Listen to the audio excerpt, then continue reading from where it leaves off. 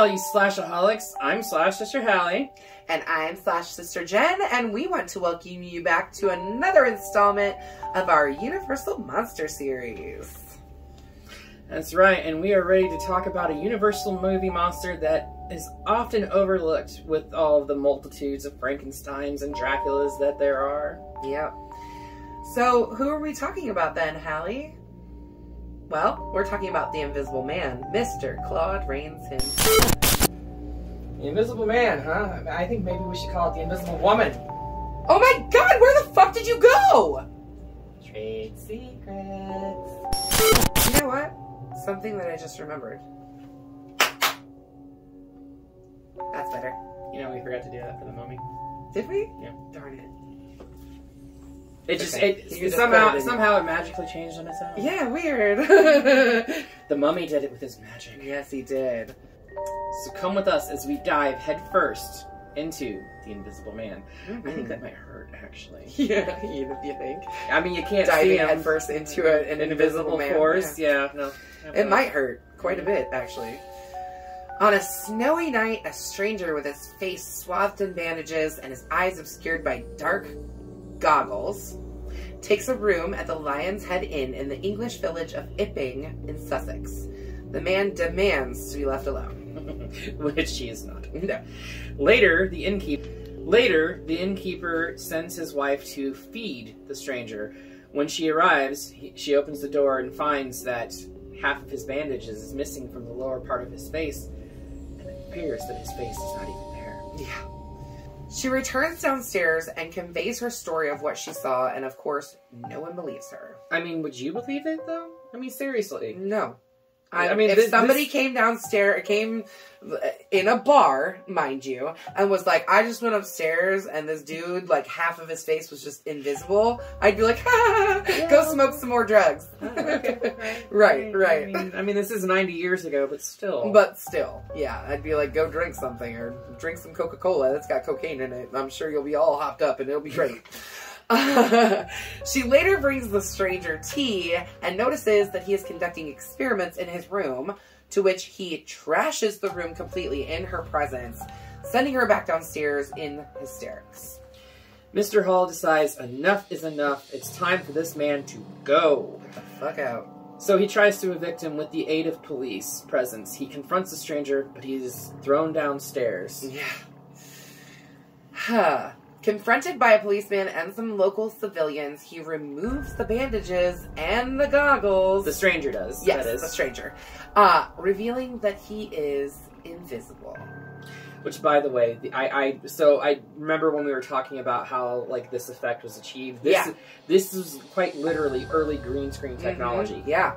Black screen. Yeah. Is what they used. Really? So they had him in a completely, like, black velvet, like, suit. Sure. Like, they covered his face and everything like that, and then he had the clothes on over it, and they shot him in front of a black background. Okay.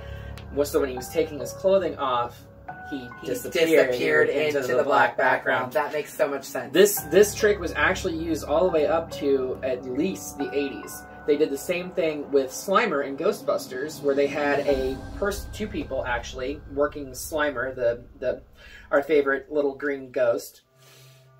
And they had basically a black skirt around the bottom of them, cutting off their legs. And they filmed it in front of a black backdrop, and that's how. So that it just disappears. And Slimer looked like he was floating. That makes sense. And that was done in '84. Yeah. So we're talking 50 years later. They were still using the same technology that they pioneered in the 30s. Sorry, I love technical aspects of things. So when I learn stuff like this, I must convey it to you people. We want you to know too. Laughing maniacally, he takes off his clothes, making himself completely invisible, which, I'm sorry, that would be a sucky way to have to do that. Yeah. Get nude. I mean, I guess nobody can see you that you're naked. So. Yeah, but it's snowing outside. Yes. Very cool. We established that in the opening sequence, that it was snowing outside. Yep.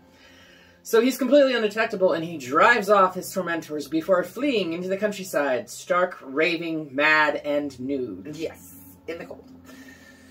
The stranger that we've been talking about is Dr. Jack Griffin, a chemist who discovered the secret of invisibility while conducting a series of tests involving an obscure drug called monocaine. And the last on the list is monocaine. Monocaine? I'm sorry, I have to interject right here. So, monocaine, I don't know if it's actually a real drug or not, but anything that ends with the last part of the word caine, like Novocaine, lidocaine, things of those nature, are numbing agents. Yeah. Not an invisibility drug. I declare bullshit on your science, 1933. Flora Cranley, who is played by Gloria Stewart, best known for this film right here, and a little-known film from about 64 years later. You might have heard of it. Starred a couple of unknown actors, Leo DiCaprio and Kate Winslet. Yeah. Yeah. Oh, yeah, that movie. Titanic, that's right. Oh. It was Titanic, yeah. She played Old Rose in Titanic. Yep. Go figure. She played young Flora Cranley in this and Old Rose in Titanic, and those are her two most prominent roles. And they're 63 years apart from each other. 64 years apart from each other. Incredible. 33 to 97. Yep. That's pretty awesome. That's freaking nuts. Mm-hmm. Anyway, she plays Griffin's fiancée, the daughter of Griffin's employer, Dr. Cranley, and becomes distraught over his long absence. Cranley and his other assistant, Dr. Kemp, search Griffin's empty laboratory, finding only a single note in a cupboard. Cranley becomes concerned when he reads it. This note has a list of chemicals, including monocaine, the numbing agent, which Cranley knows is extremely dangerous. And an injection of it drove a dog mad in Germany. Mad, I tell you, mad! Griffin, it seems, is unaware of this, though. Cranley deduces that Griffin may have learned about monocaine in English books printed before the incident that describe only its bleaching power. I'm sorry, bleaching power? Mm-hmm. Why would you want to bleach your skin? I mean, was he Michael Jackson? What, too soon? No. It's been like 20 years. Come on. No, like 10. But still. 14. He died in 09. Look at you knowing. I like to stay up on current events. On the evening of his escape from the inn, Griffin turns up at Kemp's home. He forces Kemp to become his visible partner in a plot to dominate the world through a reign of terror, beginning with a few murders here and there. No big deal. Just a few here and there. They drive back to the inn to retrieve his notebooks on the invisibility process, and sneaking inside, Griffin finds a police inquiry underway. Oh no. Conducted by an official who believes this is all a hoax. I mean, wouldn't you? Yes, absolutely. This whole film, I mean, we know it's I wouldn't believe a word that was coming out of those people. It's so fucking far-fetched. Yes, absolutely. And I think even in this day and age, you try to convince me that there's an invisible man doing something, I'm going to look at you like you're fucking nuts. Which is why the Invisible Man works. And still works and to this still day. Works to this day, because nobody's going to believe the crazy shit coming out of your mouth when you're saying, my ex-husband is invisible, or my best friend is invisible. Okay. Sure, honey, go back into your little drug den and smoke some more crack. Anyways. After securing his books, Griffin angrily attacks and kills the officer. Back home, Kemp calls Cranley asking for his help, and then the police. I'm sure that was an interesting phone call to the police. My former colleague is invisible and threatening to kill me. Yeah, okay. Flora persuades her father to come, to let her come along in her presence. I will get through this, I swear to God. Griffin becomes more placid and even calls her a darling. Yeah, darling. It was probably darling because he is English. Yes. I don't know why I put a southern drawl on it. It's just supposed to have it. Darlin seems like it needs to have a southern drawl to it. Mm-hmm. Anyways, when he realizes that Kemp has betrayed him, his first reaction is to get Flora away from the danger. After promising Kemp that at 10 o'clock the next night he will return and kill him. Griffin escapes and goes on a killing spree. In the cold, in the snow, stark raving nude. Tell me how it make it make sense, please. Please, make it make sense. At least in the 1992 film from John Carpenter, Memoirs of the Invisible Man, starring Chevy Chase and Daryl Hannah, he had clothes that turned invisible with him. That made it make more sense. Right, but how do clothes just suddenly go invisible, though? That's you have to watch the film to understand. Because not only does that happen, an entire building goes invisible. Oh. Yeah, I haven't seen that one. Yeah, it's not... At first, I always thought it was like a loose retelling of this, like a modernized retelling of this. It's actually not. It was actually based off of a book printed like almost 10 years before that film. But that's a different movie, and we're not going to go that's a different further story. to that. He causes the derailment of a train, resulting in hundreds of deaths, and throws 2 volunteer searchers off of a cliff.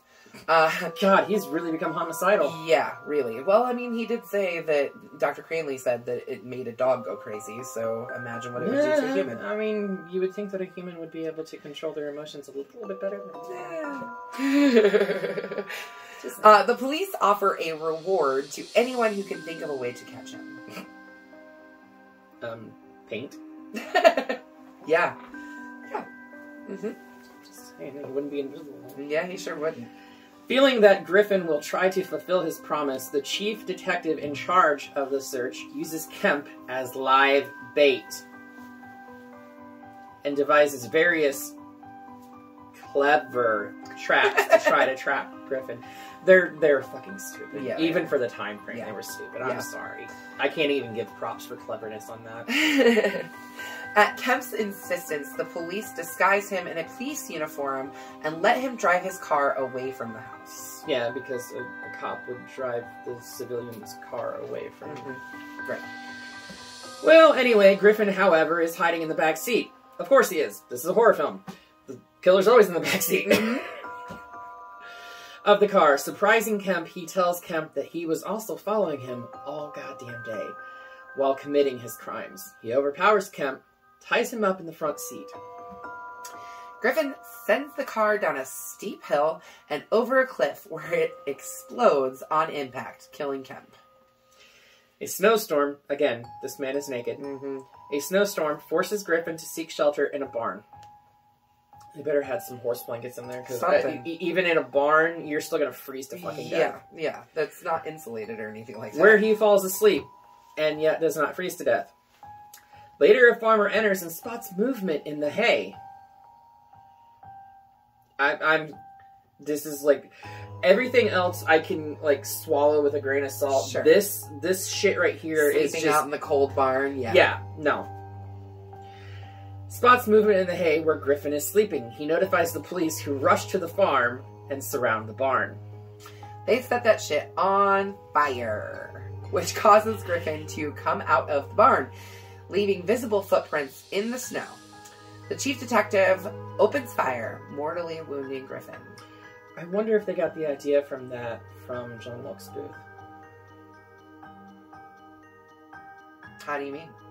Well, John Wilkes Booth shot and killed Lincoln at Ford's Theater, went on the run, was gone for 12 days, and was finally cornered in a tobacco barn, to which the Union soldiers set on fire to try to draw him out. That makes sense. I can see where the inspiration is there. I mean, I didn't put 2 and 2 together until just like, now. Literally right now. Right. So, again, this is something happening live in the moment. Yes. And you guys are witnessing it. But yes.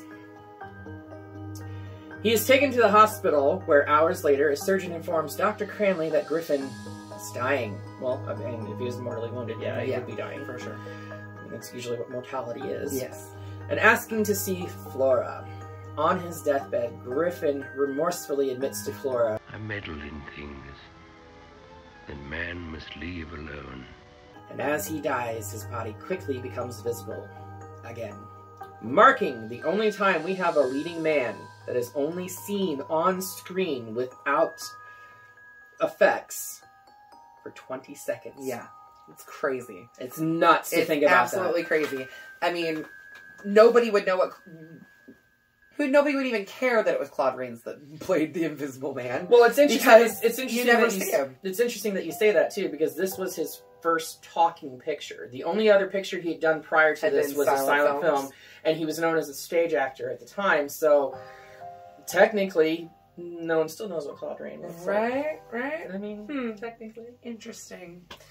And that's the end of the film, too. It's just, we see him for about 20 seconds. It's literally about 20 seconds, and I think the record still holds to this day. I'll have to look in that, and if I'm wrong, please let me know in the comments below. For sure.